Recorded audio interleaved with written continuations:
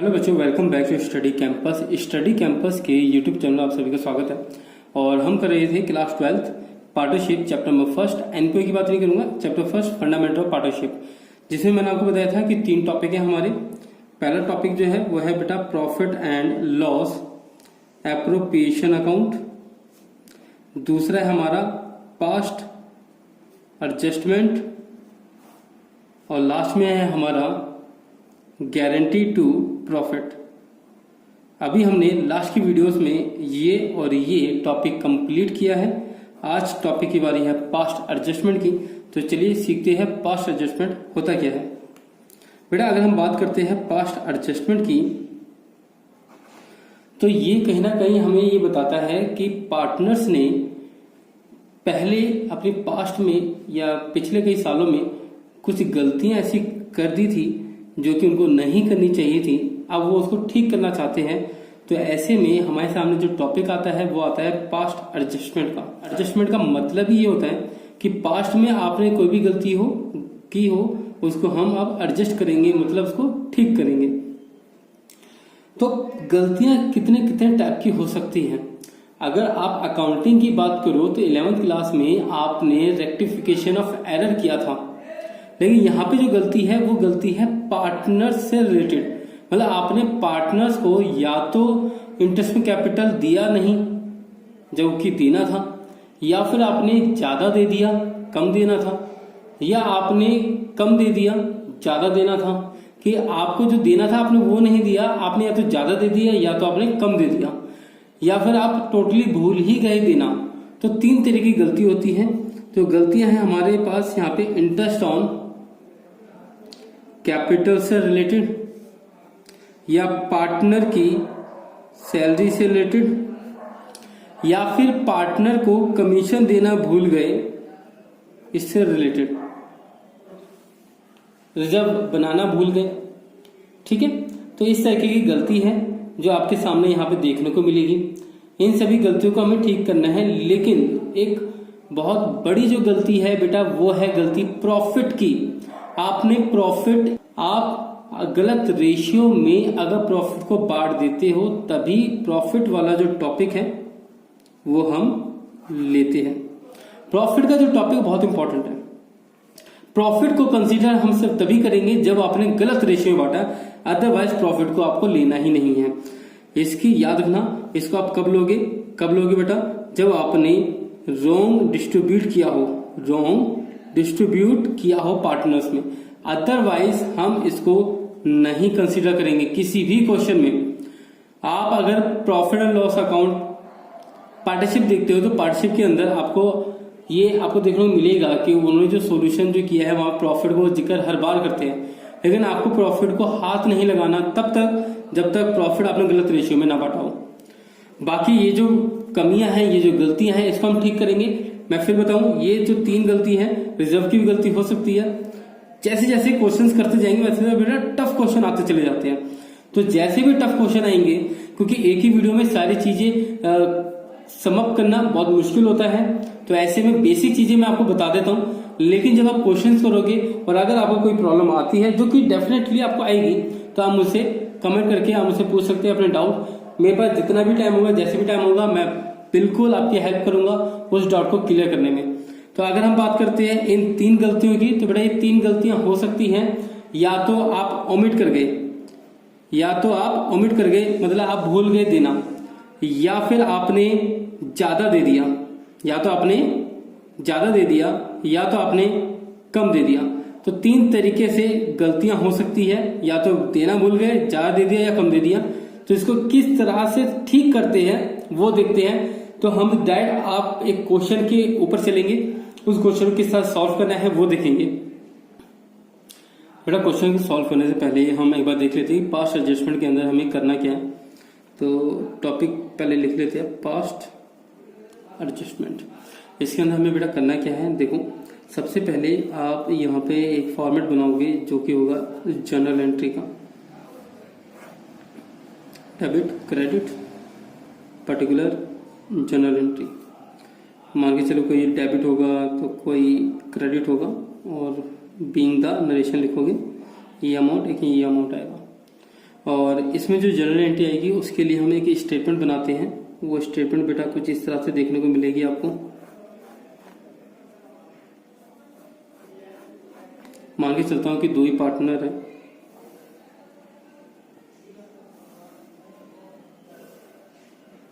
लिखोगे आप statement showing adjustment. Narration में बता देता हूं बेटा, आप नरेशन में लिख सकते हो एडजस्टमेंट एंट्री पास, बस बीइंग द एडजस्टमेंट एंट्री पास, बस खत्म हो गया, ज़्यादा आपको करने की जरूरत नहीं इसमें। इसके बाद बेटा बीच में से भी लाइन खींचो। इसमें मैंने कहा था कि मान के चलते हैं ए पार्टनर और बी पार्टनर से 2 हैं, तो ये बेटा उनका कैपिटल अकाउंट होता है, ये इनका कैपिटल अकाउंट होता है। और ऑब्वियस बात है कैपिटल अकाउंट है तो डेबिट क्रेडिट साइड तो आएगी इसकी डेबिट एंड क्रेडिट साइड आएगी। यहाँ पे हम नॉर्मली फर्म लिखते हैं, जो कि एक्चुअल में बेटा profit and loss appropriation account होता है, फर्म उसको रिप्रेजेंट कर देती है।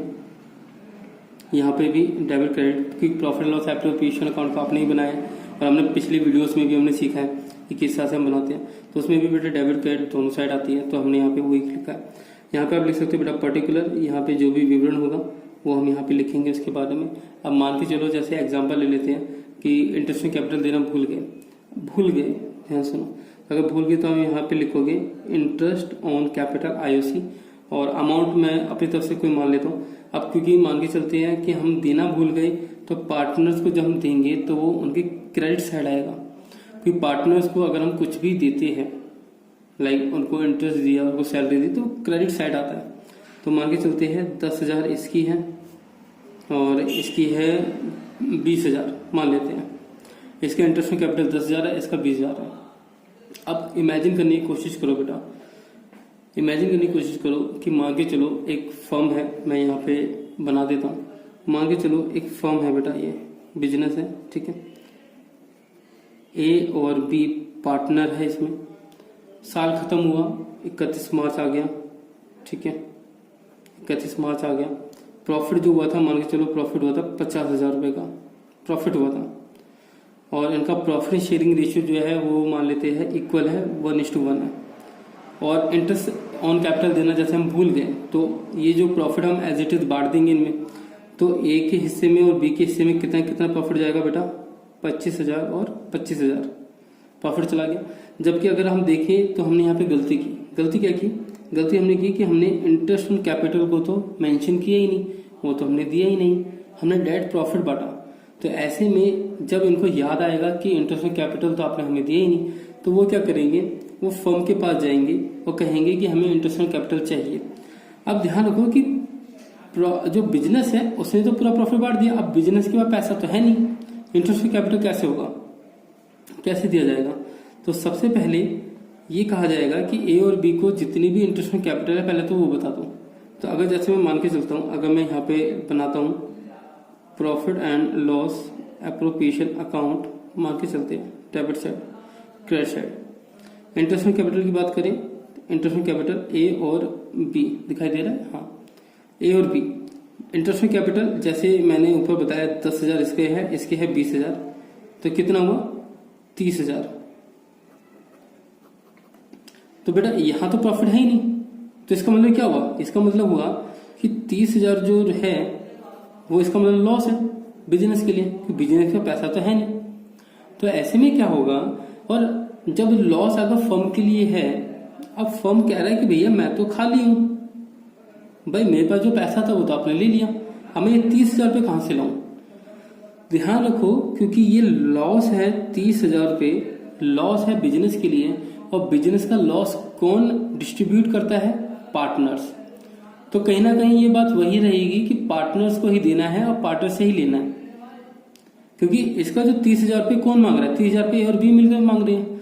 ये कह रहा है कि भाई मेरे 10,000 दो, ये कह रहा है मेरे 20,000 रुपये दो, लेकिन ये जो 30,000 रुपये ये फर्म कह रहा है मेरे पास नहीं है, तो ये फर्म के लिए लॉस है, और ये लॉस कौन बेयर करेगा, ए और बी बांट। लेकिन किस रेशियो में बांटोगे, वो बांटोगे इनका प्रॉफिट शेयरिंग रेशियो में।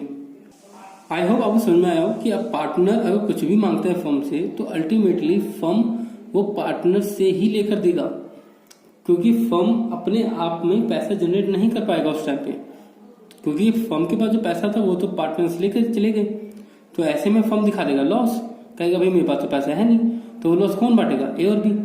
अब यहाँ पे ट्रिक क्या है, ट्रिक बेटा ये है कि जैसे मान चलो ए और बी कह रहा है कि ए कह रहा है मैं 10,000 चाहिए, बी कह रहा है मैं 20,000 चाहिए, लेकिन ये 30,000 रुपये टोटल बना है लॉस फर्म के लिए। अब ये 30,000 का जो लॉस है वो ए और बी बांटते हैं रेशियो में, प्रॉफिट शेयरिंग रेशियो, और वही एक की पॉइंट है इसमें जिसमें आपको समझ में आ जाएगा कैसे कैसे होगा। अब देखो जरा, ये कहानी मैंने इसलिए समझाई क्योंकि इसका 10 इसका 20 टोटल हुआ 30 और ये फर्म के लिए क्या है लॉस, तो लॉस डेबिट साइड शो करोगे आप। अब ध्यान रखो कि जैसे आपने आईओसी कर दिया 30,000 रुपये लिख दिया आपने, अब पॉइंट क्या है, ये जो फर्म का लॉस है ये लॉस कौन बांटेगा भाई, पार्टनर्स ही बांटेंगे। तो एक काम करते हैं बेटा, एक लाइन खींचते हैं बेटा, एक लाइन खींचते हैं और 30,000 रुपये आप यहाँ पे लिखो, हमें टोटल करना है, इक्वल करना है। 30,000 आप अपनी साइड से लिख सकते हो और ये 30,000 पूरा एज इट इज आ गया। ये मैंने बैलेंसिंग फिगर से किया, मतलब यहाँ जो अमाउंट है वही मैंने यहाँ लिख दिया। अब ये है लॉस और ये लॉस डिस्ट्रीब्यूट होगा किस में, ए और बी में, ए और बी में बांटो बेटा। क्या लिखेंगे बेटा, loss distributed among the partner A and B, ratio 1:1, जैसे मैंने कहा था इक्वल लिया। 30,000 का इक्वल मतलब 15,000 रुपये लॉस है, तो इनके डेबिट में आएगा, 15,000 इधर और 15,000 इधर बांट दिया। अब हमारे पास जो काम है बेटा, एक काम करो, इसका टोटल लिखो यहाँ पे, उसको कैश साइड का भी टोटल लिखो यहाँ पे, बताओ किसकी साइड जाता है। तो आप कहोगे कि सर 5,000 रुपये ये डेबिट साइड से जाता है, तो बेटा यही लिखो 5,000 डेबिट का। अब इसका करो टोटल, इसका 15,000 यहाँ पे, इसका 20,000 यहाँ पे, कौन सी साइड ज्यादा है, आप कहोगे सर क्रेडिट साइड ज्यादा है। कितना ज्यादा है बेटा, 5,000, यही लिखो कितना बेटा, क्रेडिट। अब यहां से मेजर एंट्री बन जाती है, as capital account debit to B's capital account. Point क्या है बेटा कि पहले जब आपने प्रॉफिट लेकर चले गए थे तो वो ज्यादा लेकर चले गए थे प्रॉफिट, तो हमने क्या किया, हमने उन्हीं से ही पैसा मंगवा लिया और हमने कहा कि भैया ये 5,000 रुपये दे देगा, किसको, बी को दे देगा, तो इनका फुलटूस हो जाएगा, इनका काम खत्म हो जाएगा।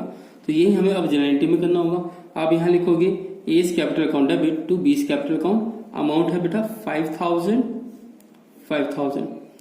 टॉपिक समझ में नहीं आया हो तो दोबारा देखो बेटा वीडियो, ये बार बार देखो, लेकिन फिर भी अगर क्लियर नहीं होता तो आप मुझे कमेंट कर सकते हैं। क्वेश्चन कराने की जरूरत नहीं पड़ी, लेकिन मैं आपको कुछ ना कुछ क्वेश्चन तो आपको जरूर दूंगा इसमें करने के लिए। अगर बेटा क्वेश्चन नहीं होते तो मैं फिर कहूंगा, आप सभी से रिक्वेस्ट है, अगर क्वेश्चन नहीं होते तो बेटा पूछो डाउट। मैं यहाँ पे आपका सिलेबस कंप्लीट कराने के लिए बैठा हूँ, ऑनलाइन आपका अकाउंटेंसी का, बिजनेस का, इकोनॉमिक्स का। मेरी पूरी कोशिश है कि आपका पूरा सिलेबस कंप्लीट हो जाए, स्पेशली उन बच्चों के लिए जो बच्चे ज़्यादा मेहनत करना चाहते हैं, ज़्यादा पढ़ाई करना चाहते हैं, अच्छे मार्क्स लाना चाहते हैं। यह वीडियो बेटा उन सब बच्चों के लिए है। चलिए मिलते हैं नेक्स्ट वीडियो में।